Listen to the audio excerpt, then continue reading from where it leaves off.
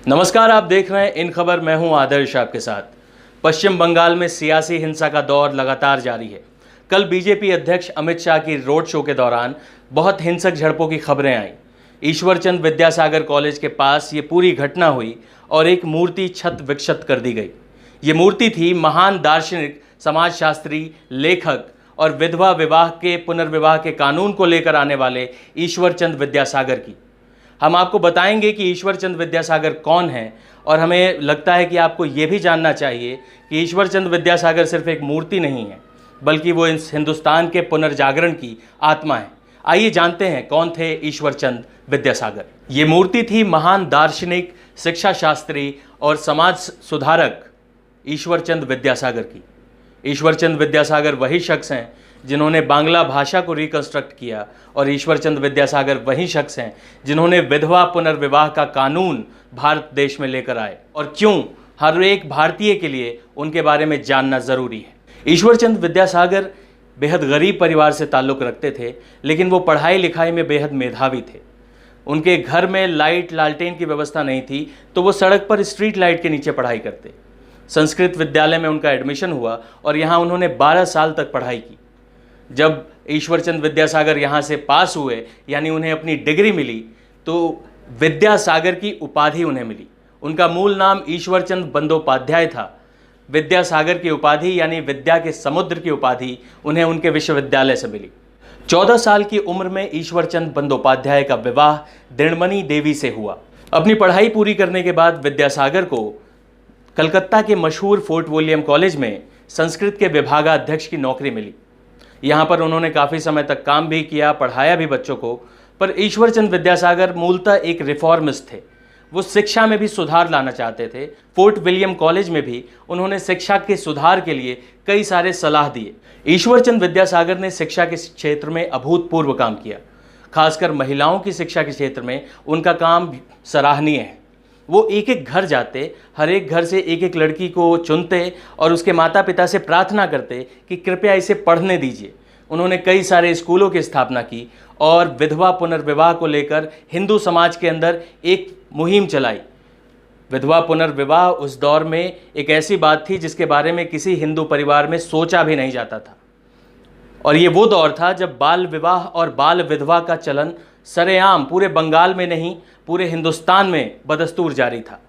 लेकिन विद्यासागर अपने धुन के पक्के थे। उन्होंने विधवा पुनर्विवाह के लिए न सिर्फ मुहिम चलाई, अपने कई साथी अक्षय कुमार दत्ता और अन्य सहयोगियों के साथ मिलकर पूरे बंगाल में मुहिम चलाई और अंग्रेज सरकार को मजबूर किया कि वो विधवा पुनर्विवाह का कानून लेकर आए। आखिरकार 1856 में अंग्रेज सरकार ने विधवा पुनर्विवाह का कानून लागू कर दिया। ईश्वरचंद विद्यासागर सिर्फ ज़बानी रिफॉर्मिस्ट नहीं थे, उनके इकलौते बेटे का विवाह भी उन्होंने एक बाल विधवा से ही किया था। ईश्वरचंद विद्यासागर का बांग्ला साहित्य में भी अभूतपूर्व योगदान है। गद्य का पहला लेख ईश्वरचंद विद्यासागर ने ही बांग्ला में लिखा था। गद्य लेखन, जिसे प्रोज राइटिंग भी कहते हैं, उसके जनक ईश्वरचंद विद्यासागर को माना जाता है। और बंगाल के ही नहीं बल्कि विश्व के साहित्य के धरोहर रविंद्रनाथ टैगोर ने एक बार कहा था कि बड़े आश्चर्य की बात है कि भगवान ने जहां एक तरफ 40 लाख बंगाली बनाए, उसके समकक्ष सिर्फ एक ईश्वरचंद विद्यासागर को बनाया जो अकेले सबके बराबर है। कुछ ऐसे थे ईश्वरचंद विद्यासागर। आज जो आप बांग्ला साहित्य देखते हैं और बांग्ला वर्णमाला देखते हैं, बांग्ला वर्णमाला को भी सुनियोजित और रिकंस्ट्रक्ट करने का श्रेय ईश्वरचंद विद्यासागर को ही जाता है। तो बांग्ला लिपि का जो भी आधुनिक स्वरूप आप देखते हैं, वो ईश्वरचंद विद्यासागर ही लेकर आए थे। ईश्वरचंद विद्यासागर एक आध्यात्मिक चेतना से संपन्न व्यक्ति थे और रामकृष्ण परमहंस, जो वो स्वामी विवेकानंद के गुरु भी थे, उनके साथ ईश्वरचंद विद्यासागर की बहुत गहरी मित्रता थी। ईश्वरचंद विद्यासागर को रामकृष्ण परमहंस कहते थे कि तुम ज्ञान के समुद्र हो, और मजाक मजाक में ईश्वरचंद विद्यासागर कहते कि समुद्र में तो बहुत नमक भी होता है। तो रामकृष्ण उनके जवाब में कहते कि ज्ञान के सागर में कोई नमकीन और कोई नमक नहीं होता, बल्कि मिठास ही मिठास होती है। ईश्वरचंद विद्यासागर ने शिक्षा के क्षेत्र में बहुत अभूतपूर्व काम किए। बंगाल में उन्होंने कई सारे विद्यालयों की स्थापना की, कई सारे किताबों के वो लेखक रहे। उन्होंने जो बंगाली भाषा को टाइप किया जाता है, उसकी टाइपोग्राफी को भी आधुनिक स्वरूप देने में ईश्वरचंद विद्यासागर का ही योगदान है। ईश्वरचंद विद्यासागर जो कहते थे उसे जीते भी थे। एक महत्वपूर्ण शख्सियत के तौर पे वो अपने ज़िंदगी में ही मशहूर हो गए थे। इसके बावजूद अपने जीवन के अंतिम 20 साल उन्होंने कहाँ बिताए? उन्होंने झारखंड के जामताड़ा में, जो एक आदिवासी इलाका था, संथाल आदिवासियों का इलाका, तब तो वो झारखंड नहीं था, तब वो बंगाल का ही हिस्सा था। आज आधुनिक दौर में वो झारखंड का हिस्सा है। जिस इलाके में उन्होंने अपनी ज़िंदगी गुजारी, उस रेलवे स्टेशन का नाम भी विद्यासागर स्टेशन कर दिया गया है। आदिवासियों की शिक्षा को लेकर अपने जीवन के अंतिम में वो संघर्ष करते रहे और उन्होंने बहुत महत्वपूर्ण काम किए।